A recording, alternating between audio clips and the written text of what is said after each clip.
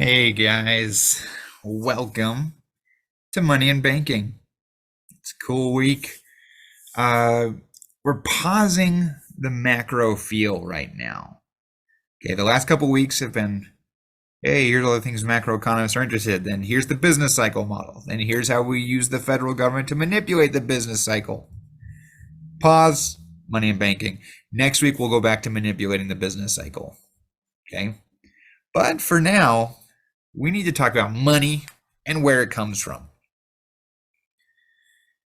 I've already made quite a few videos on this, so this video is actually going to be pretty brief. Probably the shortest of our mini lectures, unless I get on a sidetrack. We'll see. A couple of big lessons from it, though. One is this: there is a monetary base, which is currency and reserves. That's how much money the Fed has actually created. And then there is a money supply, which includes part of the monetary base. It's the currency bit, but it also includes everyone's checking and savings accounts. Well, depends. Sometimes just checking if it's M1, savings and other stuff too if it's M2. So the intersection of those is the currency in circulation. The base has bank reserves, the money supply doesn't. The money supply has your checking accounts, the base doesn't. Okay, so there's differences there.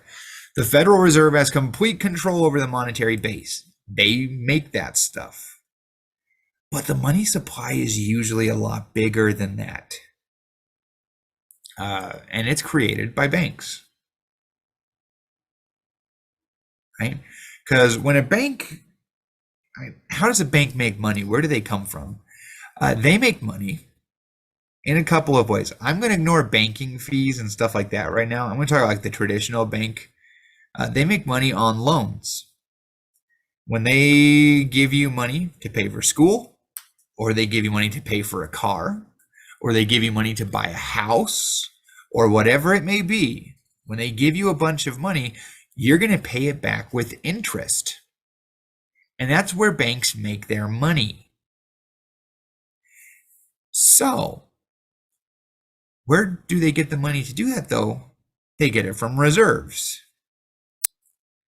What's a bank reserve? That's when you deposit your money, they put it in the vault. They don't keep that money in the vault. They're actually going to lend most of it away and just keep a little bit. If they keep a little bit from all of their customers, they have enough to usually get everything done that they need to. Usually.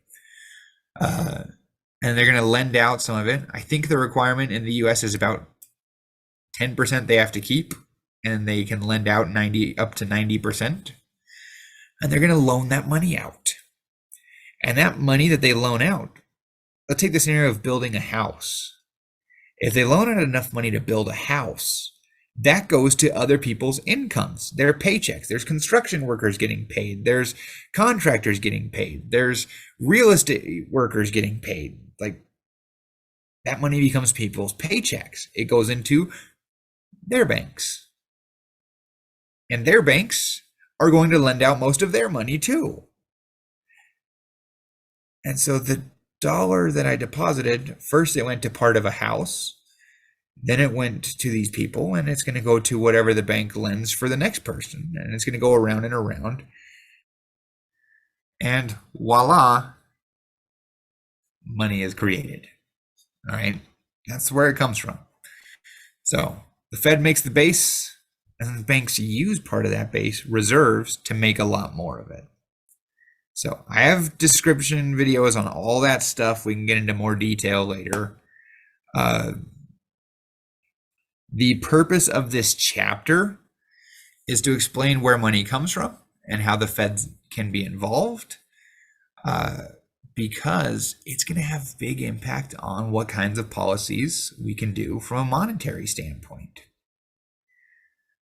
Next week, we're going to learn about why the Fed is raising interest rates right now and stuff like that. How is that even relevant? Well, we'll get there, but we need this first.